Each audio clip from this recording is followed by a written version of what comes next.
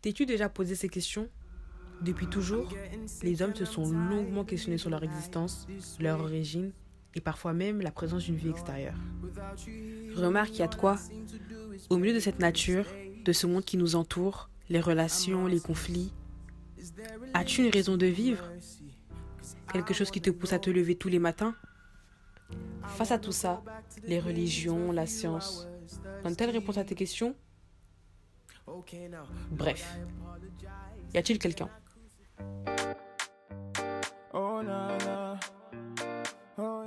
Je trouvais que Dieu était une personne très rigide, en fait. Et du coup, je me souvenais que... Enfin, j'avais l'impression que c'était quelqu'un qui attendait de nous qu'on soit c'est totalement parfait. Et du coup, qu'on ne devait pas faire de péché, qu'on n'avait pas le droit à l'erreur. Quand j'étais petit, je pensais que le Seigneur, dès qu'on faisait une bêtise, il nous tapait, quoi. Il n'était pas très serein. Enfin, personnellement, quand je voulais même voler quelque chose, hein, quelque chose d'insignifiant, j'avais l'impression d'être surveillé et vraiment ça me mettait mal à l'aise. Du coup, je me retenais de faire le moins de bêtises possible. La vision que j'avais de Dieu, c'était quelqu'un de méchant, pas très gentil quoi, et grand en plus. C'est-à-dire que le soir, des fois, je regardais dans le ciel et je me disais, punaise, ça fait flipper un peu. Alors moi, en vrai, c'est toujours été compliqué de croire en Dieu. Parce que croire en quelque chose que tu ne vois pas, j'ai toujours trouvé ça hyper complexe. Alors ma vision de Dieu quand j'étais plus jeune elle était très floue et incertaine. Quand je me rendais à l'église avec mes parents, j'entendais beaucoup de choses sur Dieu, mais pour moi ça n'avait pas de sens parce que j'étais petit, on ne comprend pas tout.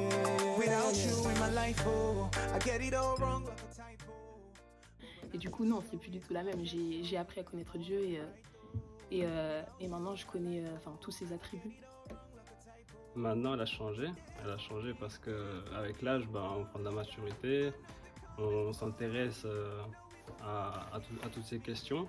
Je sais ce que Dieu peut m'apporter dans ma vie, il est vraiment une force, un atout dans ma vie, donc il a tout changé, c'est sûr. Donc du coup, ma vision de Dieu, elle a changé parce que je suis plus passive de ma foi. Je suis devenue active. Genre, j'ai vraiment des responsabilités. J'accepte plus les informations parce qu'on me dit, ah ok, ici c'est blanc parce que c'est blanc, ici c'est noir parce que c'est noir. Mais bien au contraire, j'ai vraiment, dans ma recherche dans le Seigneur, j'ai vraiment voulu savoir pourquoi. Oui, du coup, ma vision, elle a changé.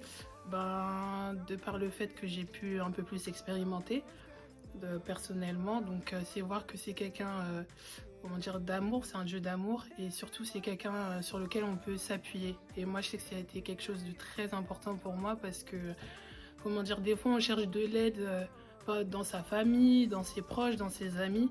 Et ça faisait du bien de pouvoir expérimenter en fait le fait que Dieu, c'est un soutien. C'est le mien, du coup. Quand même, beaucoup. Je pense qu'aujourd'hui, je me suis un petit peu lâché, donc je crois vraiment qu'il y a quelqu'un. Donc, quand j'ai besoin de lui, je demande de l'aide, et puis il est là pour me répondre.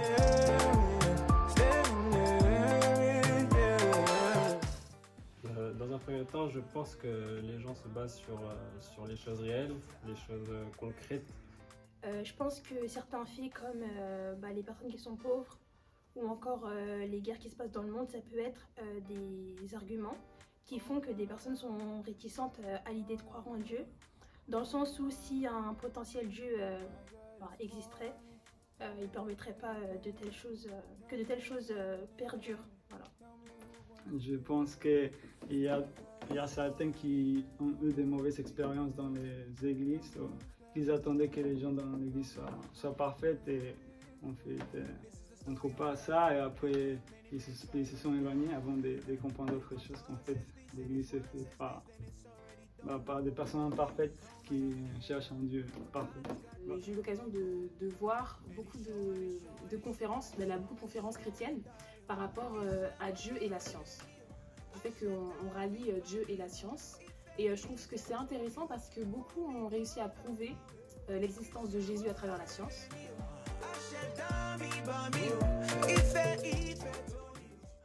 Moi, je pense aux grands personnages historiques comme, je sais pas moi, Jules César, ou quand on pense à des philosophes récents comme Socrate, Platon, peu importe.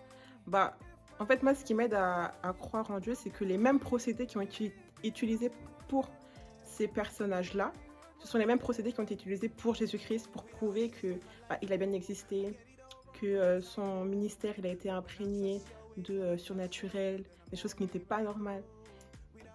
Au début de ma conversion, c'est vrai que je me suis beaucoup basée sur ma foi.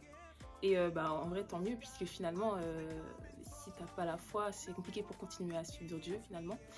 Et mais c'est vrai que récemment, franchement, j'ai été étonnée parce que, en fait, Dieu, il m'a prouvé beaucoup de choses à travers ce que je vivais. En fait, par exemple, quelque chose de tout bête, je réfléchis à quelque chose, ça me prend beaucoup la tête, et j'ouvre ma Bible, et je sais pas, par exemple, j'ai un plan sur la Bible, et dans ce plan, aujourd'hui, le jour où on est, le thème, c'est ce à quoi je réfléchissais. Et en gros, Dieu, il me répond de cette manière.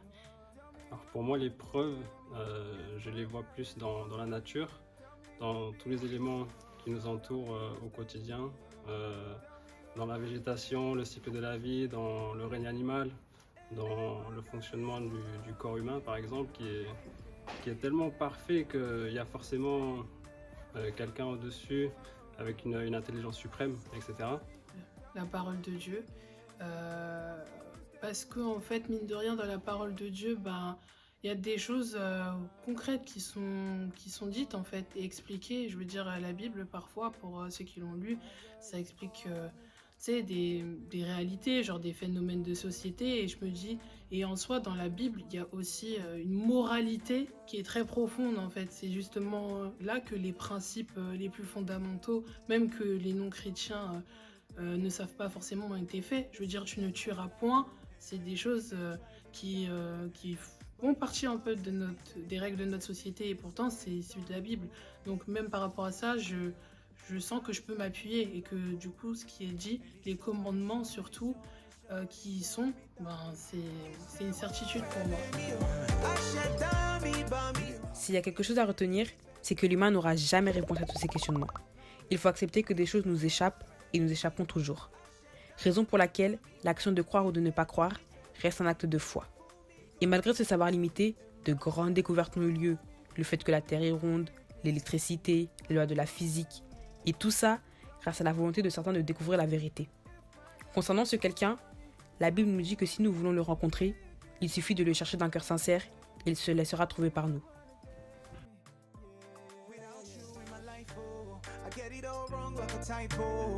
But when I trust your ways and I trust your will, then I'm already right though. Without you in my life, oh, I get it all wrong like a typo.